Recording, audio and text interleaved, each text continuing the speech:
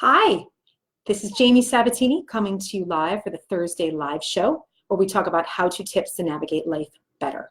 Please set your live notifications if you want to know when we go on live, because when we meet on Thursdays, we meet at varied times.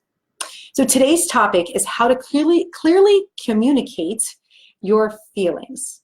And for some people, this is super easy. And for some people, this is like the hardest thing that they can do. Relationships, they're the most important part of our life, especially the relationship we have with ourselves.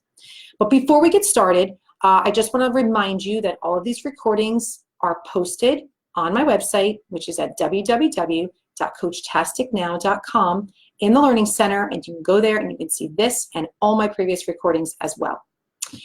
So let's get started.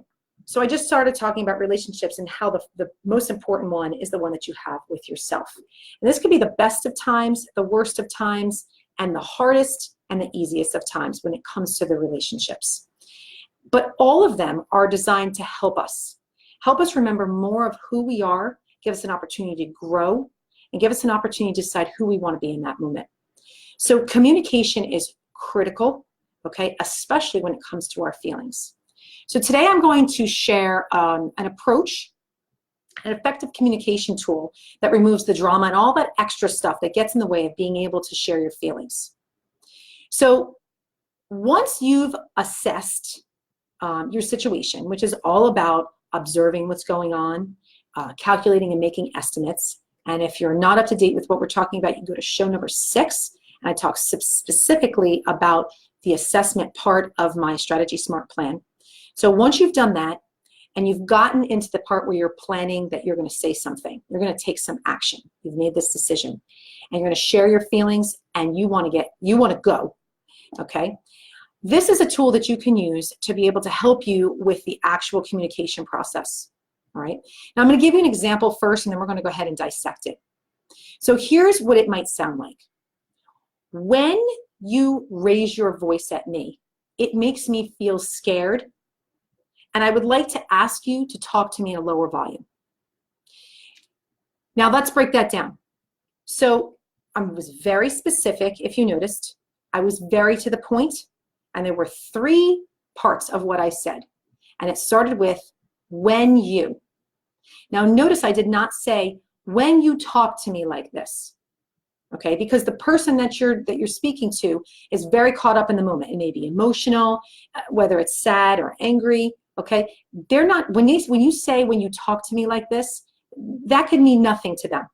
All right, and it's not because they don't want it to mean anything or they're not caring for you, but they're going to put their own meaning on that. You're trying to communicate clearly, so you need to give your meaning of what that meant to you when they did that. Okay, so when you raise your voice at me, very clear, all right?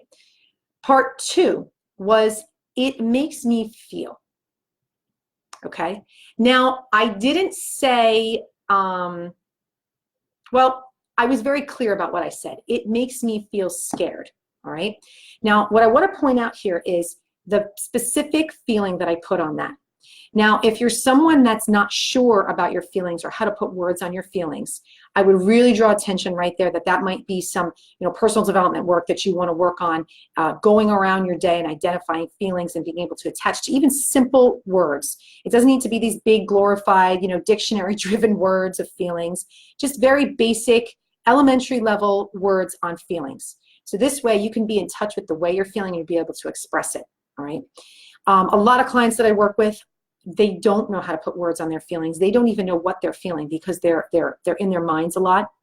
And we work through that to be able to really put words on that, and it helps with the communication in relationships with others, but also with themselves as well, okay? The third part was when I said, I would like to ask you to, okay? I said, I would like to ask you to talk in a lower volume. Again, very specific. I didn't say, I would like to ask you to not speak to me like that. I specifically requested something, and it was in a very kind and respectful way, and it allows the energy, it almost diffuses the energy, the loud energy that's going on at the time. So that's it. That is a very simple 3-step way to be able to clearly and effectively communicate your feelings. All right. I really, really suggest that you practice this. Practice it in the privacy of your own space, so this way you can get comfortable with it. Really get comfortable in identifying, putting words on your feelings, so this way when you're ready to express them, you have a word that you're going to attach so the other person understands. Please share this with anyone that you feel could use help expressing their feelings more clearly. Hit the like button if you like this. Please leave me a comment, email me, join my subscriber list, so this way I can send a link to this and any other recordings and tell you anything that I have upcoming, any special events or any news that I want to share with you. And last but not least, when you do go to my webpage, I do have a guide there. It's a self-guided workbook, and it's called the 3-Step Guide to Feeling Great Right Now. And it's a first start for you or anyone who would like to get started in a clear path of setting intentions and daily habits that would just bring you more happiness and more joy and a little less frustration in your day. So you can go ahead and grab a free copy of that. I have it in the link below, but I also have it on my website and the homepage as well. Thanks so much for joining me, and hopefully I'll talk to you soon. Bye-bye.